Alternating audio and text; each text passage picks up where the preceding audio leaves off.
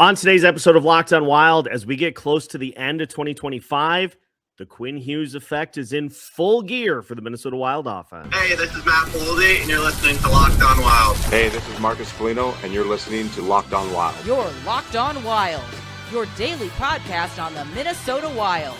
Part of the Locked On Podcast Network, your team every day. Hello, I'm Seth Toupal. Welcome to Locked On Wild, part of the Locked On Podcast Network, now the #1 sports podcast network. Locked On Wild is your daily podcast on the Minnesota Wild. We are your team each and every day, and we thank you for making Locked On Wild your first listen each and every day as well. Make sure you subscribe on YouTube and all of your favorite podcast platforms so you don't miss out on any new episodes throughout the week. On today's episode of Locked On Wild, we'll dive into the offensive numbers since Quinn Hughes came to Minnesota and why the Wild have started to really put it together on offense. We'll take a look at how the goaltending has been doing since Quinn Hughes was on board. Are the numbers slipping a little bit?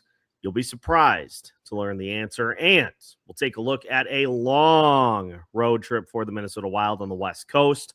With the World Junior Championships in town, the Wild are getting most of the rest of the Western Conference games on the Pacific Coast out of the way. We'll take a look at how they could possibly do on that 7-game trip. My name is Seth Toupal, host of Locked On Wild, credentialed media member and host of the show since 2021. And we're joined by Alex Micheletti for a Victory Micheletti Monday. After an improbable victory over the Winnipeg Jets, a game that featured a last-minute tying goal for Matt Zuccarello and an overtime winner for Matt Boldy. The Wilds able to get back into the win column after a couple of games that they lost. So, Alex, let's just start before we dive in, because Quinn Hughes had a big fingerprint all over the win. What did you think of the gutsy come-from-behind effort by the Minnesota Wild against the Jets? Yeah, that third period, it just looked like, time to pack it in. And then, they get that power play, and they tied it up. It was just incredible. Out of nowhere, they get the goal from Zuccarello, and just amazing to not give up there at the end, especially against such a good goalie and Connor Hellebuyck, and nice to beat a Central Division rival for sure on the road.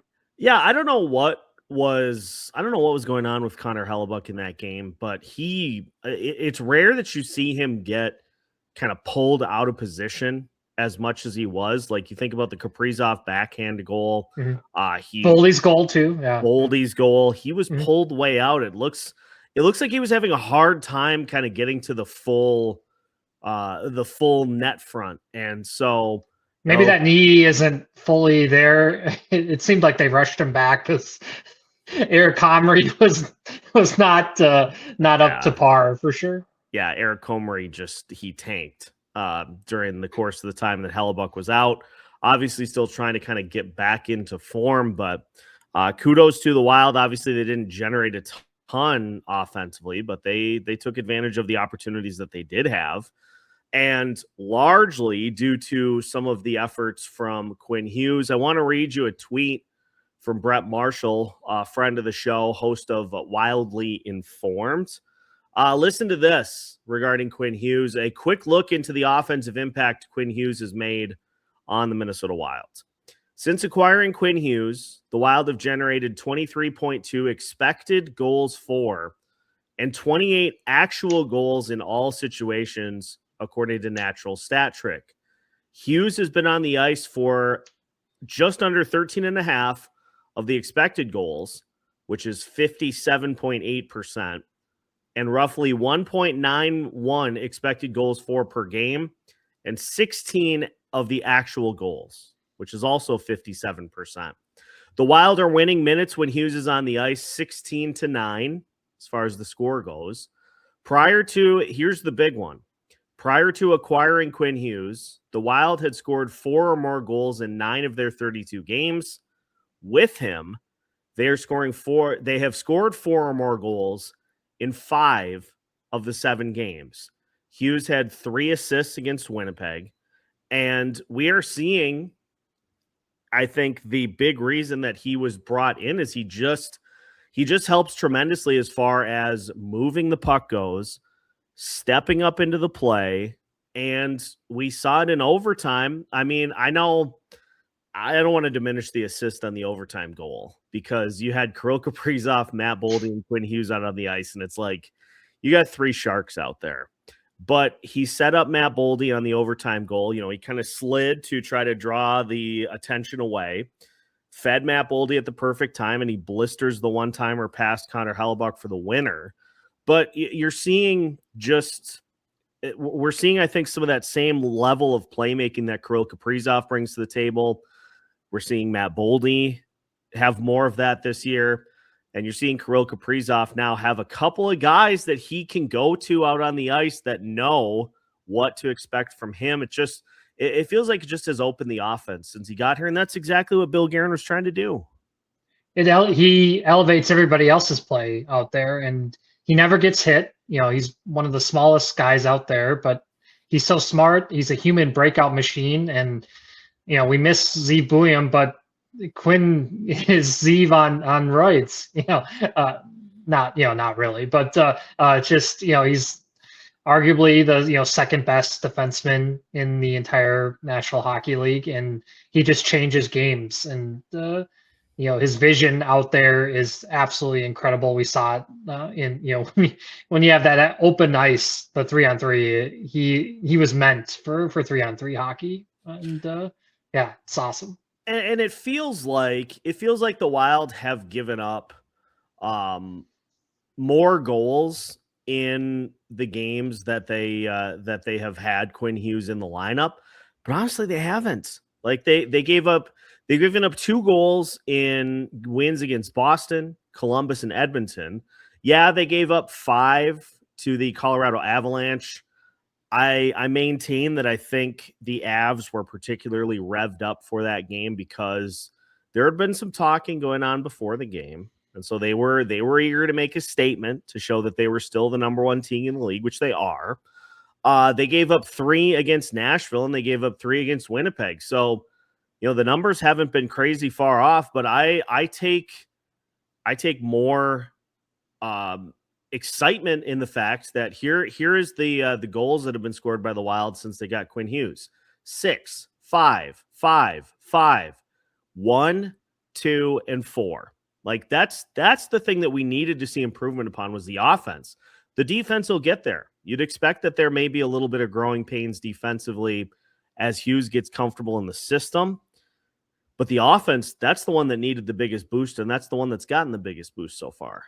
And that's what you're going to need in the playoffs if you play most likely Dallas, because it's going to be an absolute dogfight to score. And, you know, he brings that element to help out, especially on the power play. We know special teams is crucial. And, you know, you get, like I said, he's top 5 on the power play for sure. And yeah, just he elevates everybody on the team's play. Look at how much better offensively they look. It doesn't look like strung together. It's just amazing, and especially the home games, he just gets the crowd fired up so much. It's awesome. I was absolutely perplexed to learn that the Wild have the best road penalty kill in the league. They showed that against the Jets. League worst by a sizable margin penalty kill at home. I don't get it. There's always something about this team. The splits. It doesn't make any sense. But Quinn has, you know, you get the power play goal against the Jets. I know there have been signs of life for that power play unit. And he is certainly helping out there as well. So just all around offense trending in the right direction. And you're starting to see some chemistry between lines, and that second line is, if they can just stay healthy, that would, you know, be just gigantic. It just seems like they haven't been able to have a full string, but you get that second line, and it makes this team really dangerous. Emphatically, I was knocking on my wooden desk to make sure that we got that in there. Now, I was curious because you've had the last couple of games. I was like, boy, it seems like the goaltending numbers maybe are not as good as they were at the beginning of the season. They're not far off, but I am going to I want to talk about the goalie situation because I think we got treated to some really, really, really good things at the beginning of the year. It was never going to stay at that level, but I think we're seeing that even if it's not a shutout every night, Wild's goaltending is still in a really good spot. We'll talk about that as we continue today's episode of Locked on Wild after this. Today's episode of Locked on Wild is brought to you by Game Time. There is nothing like being near the ice during hockey season. The speed, the hits, the atmosphere, it is completely unmatched. Watching at home is great, but being in the building is a completely different experience. The only thing that used to get in the way was actually getting tickets. Long queues, endless screens, and prices changing at checkout. That's why the Game Time app gives the advantage back to the fans. It's the hack for unlocking amazing NHL tickets and experiences in just a few taps. Perfect opportunity with the World Junior Championships in town to snag some great tickets, to see the incredible matchups, to see Team USA try to grab the gold medal, and to see Team Canada flex on every team that they go up against. These are amazing tickets, and you can get some great deals on them. The games are going on for the next several days. So head to Game Time. Plus, make sure to use that panoramic seat view so you never find a bad seat in the house. Take the guesswork out of buying NHL tickets with Game Time. Download the Game Time app, create an account, and use code LOCKEDONNHL. That's LOCKEDONNHL for $20 off your first purchase. Terms apply. Again, create an account and redeem code LOCKEDONNHL for $20 off. Download the Game Time app today. Welcome back to today's episode of Locked on Wild. Once again, we thank you for making Locked on Wild your first listen each and every day, and for making Locked on the #1 sports podcast network. If you're looking for a little additional bonus content, all access Locked on Wild is your ticket. Head to the show notes. We've got a link in the description for you to join the All Access Club. You get special one-on-one texting with me whenever you have a question, whenever you are looking for clarification on how a particular player is playing. You got it. Plus, bonus episodes. We are going to be diving in this week to a look at who could possibly make the Olympic rosters for the Minnesota Wild.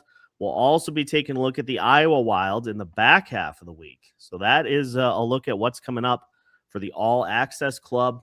Again, just check the link in the show notes for the opportunity to join. We've also got the Everydayer Club. If you want ad-free editions of Locked on Wild, you get that as well. So link in the show notes for both platforms. Check it out and be part of the State of Hockey Locked on Wild edition in the All Access Club. Also, a reminder for you, tomorrow night is the night, 8 p.m. We've got a brand new show with Denny and former NHLer Scott Bugstad, 8 p.m. If you haven't joined one of Denny's shows, he is the best in the business as far as podcasters go in the United States. Second to none. It's an unbelievable experience. I cannot emphasize enough that you want to make sure to join. 8 p.m. on YouTube. You are going to be wowed by what you see. Alex, let's talk about the goaltending situation for the Minnesota Wild. And maybe it was just kind of a recency bias thing with the Colorado game, with the Nashville game. Here are the numbers for both goalies for the Minnesota Wild in the month of December, in which the Wild are 9-3-1.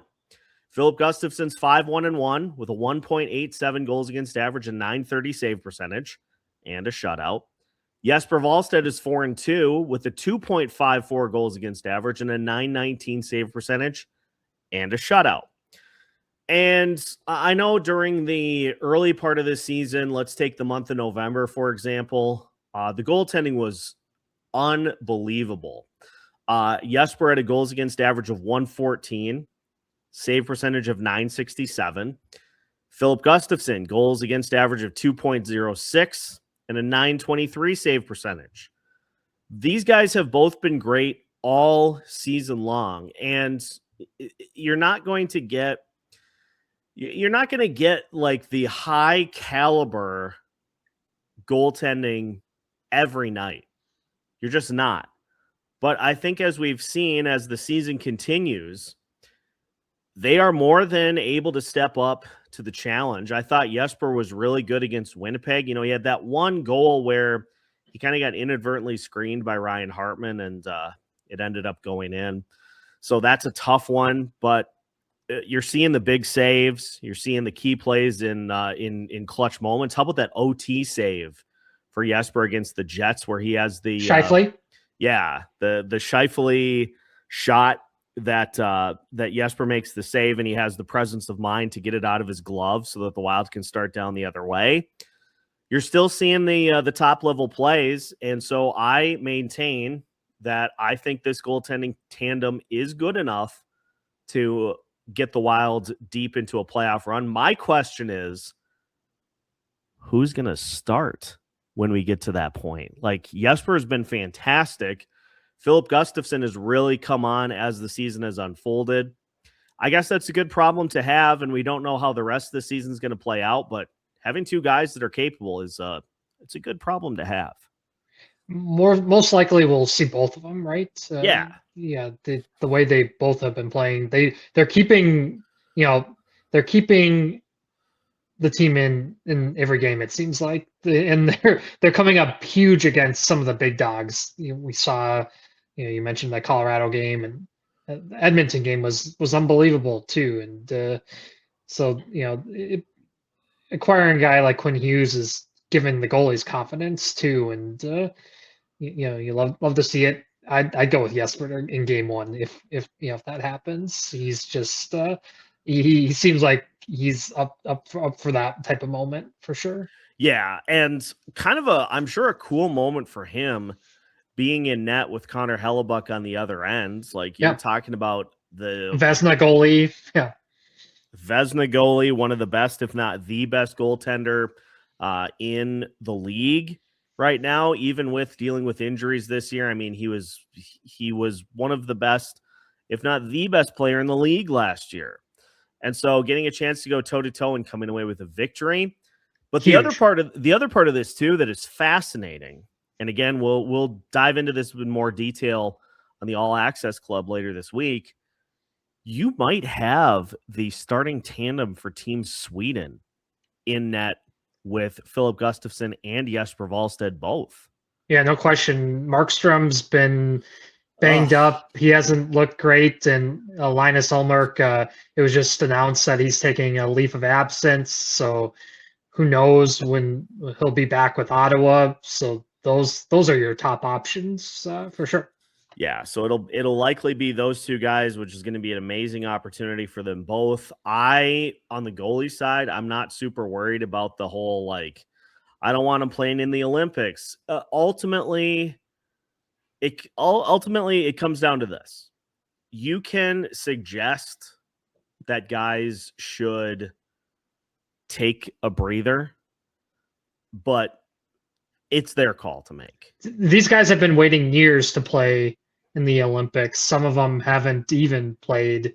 So it's a gigantic honor to play for your country and represent them. Some of them haven't been able to represent them, their countries since they were in World Juniors. And look how much fun the World Juniors is. And now that, to get a chance to play for the country in Milan is just it's gonna be so much fun to watch and on the Mickey Mouse ice out there, but it's going to be a blast, especially if we get like a Finland Sweden game, just two, the two biggest rivals out there, Canada, US. So yeah, it'll be fun.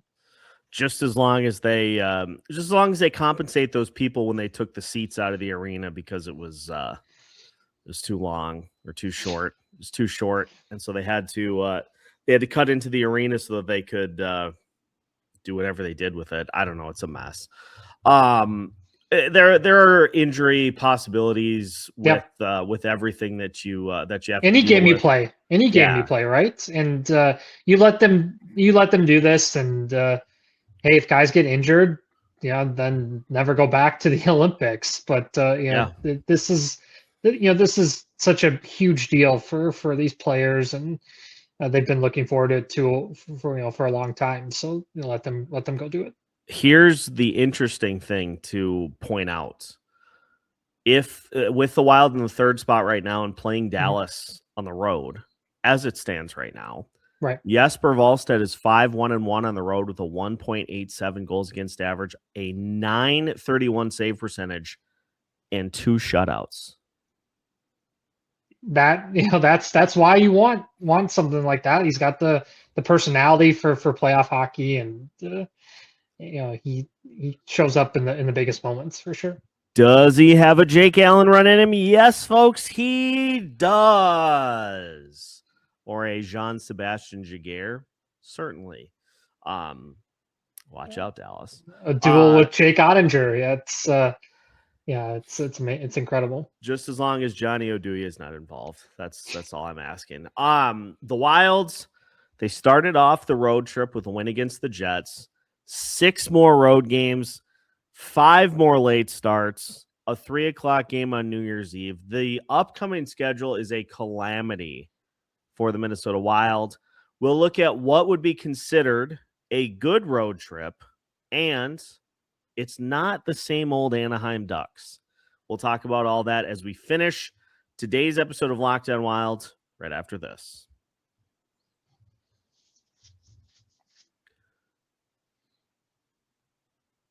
Final segment of today's episode of Locked On Wild. Once again, we thank you for making Locked On Wild your first listen each and every day.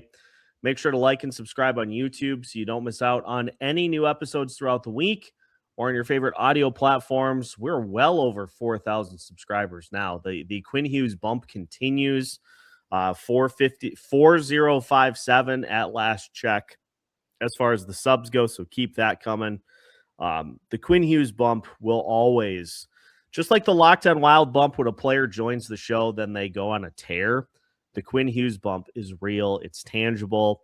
Also, fans all over the world. Yeah, thank you very much. Yeah. If you didn't have a chance to listen to the latest episode of Beyond Our Ice that the Minnesota Wild put together, that voice in the first 20 seconds sounds awfully familiar.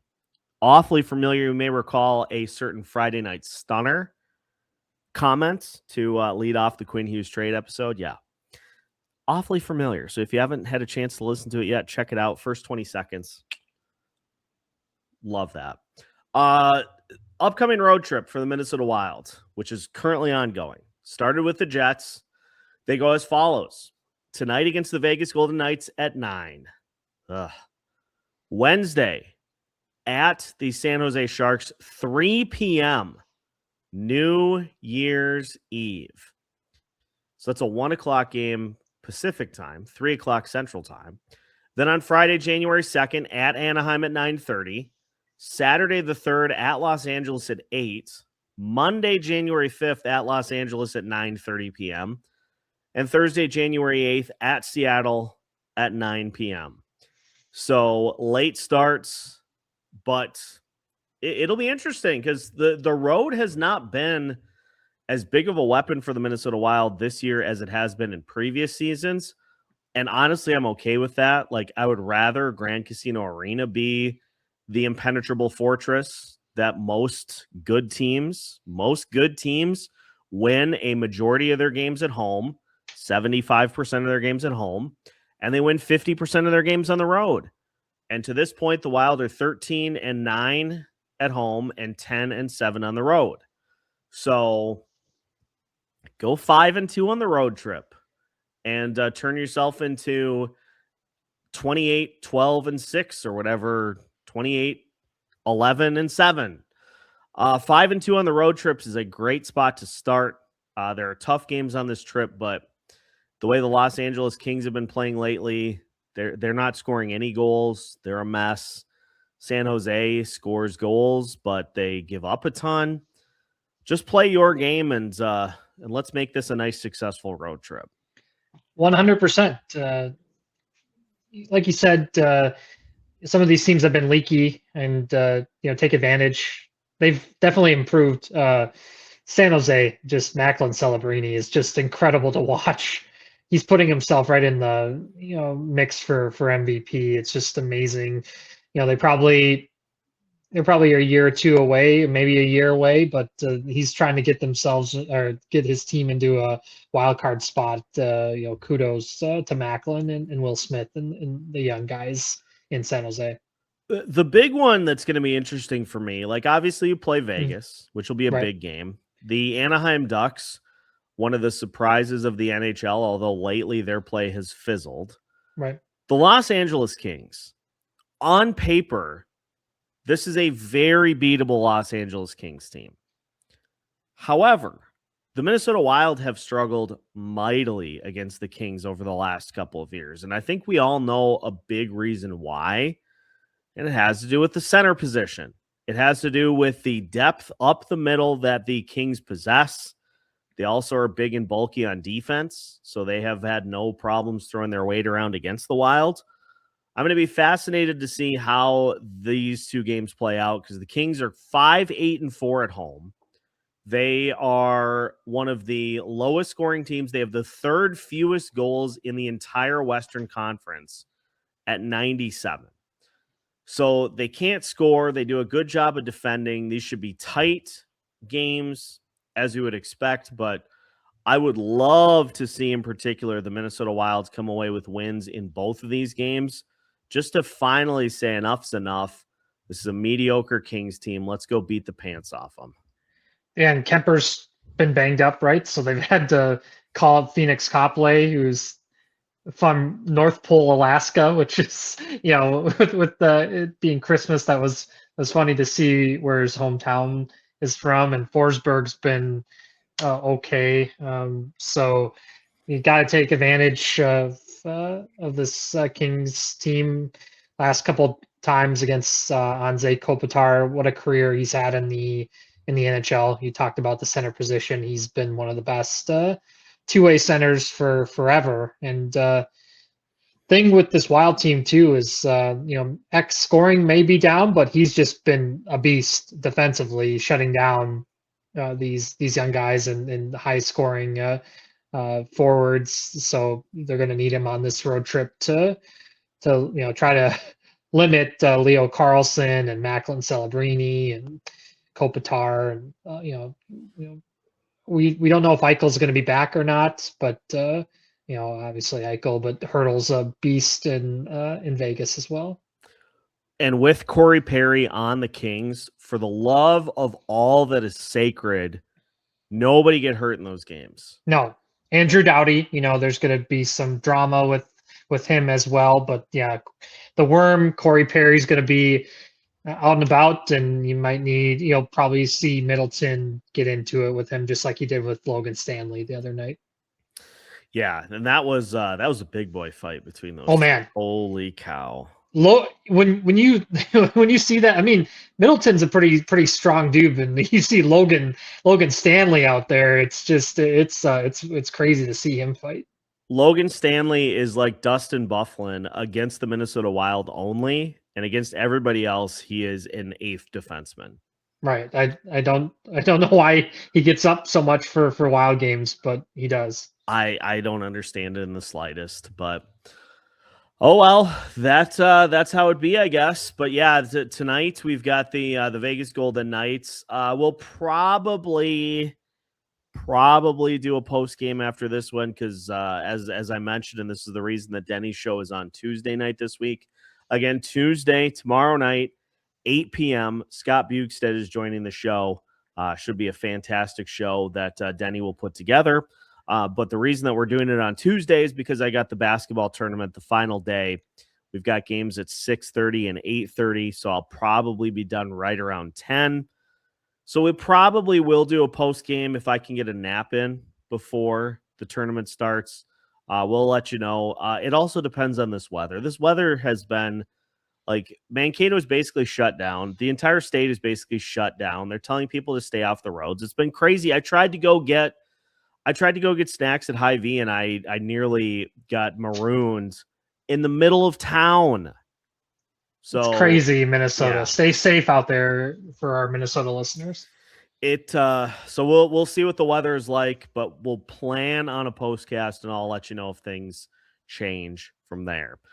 For the comments section here for today's episode, I'd like to know what you think the Wild will do on this road trip. Do you think they're going to go 5-2, 4-3, 7-0? Let us know, because I think if they can go 5-2 on this road trip, I will consider that a resounding success, just as long as, like I said, they beat the pants off the Los Angeles Kings. I don't know why I'm going directly at the Kings, but I guess we're going right at them. So we'll see what happens. Quinn Hughes, QUINNESOTA, still in play. We are 4-1-1 now in the Quinn Hughes era. 4-2-1, I think, is the actual number. Hopefully they continue to roll, and of course we will keep you up to date with all things Minnesota Wild right here on Locked On Wild as we continue to guide you through the regular season here. No, it's 5-1-1 with Quinn Hughes. Had to pull up the schedule just to make sure that I had the number right. 5-1-1 with QUINNESOTA. Make sure to join us tomorrow night for Denny's next show, 8 p.m. on YouTube. It's going to be an absolute blast. You will not have a bad time, I guarantee it. And we'll catch you on the next episode right here on Locked On Wild, your team every day.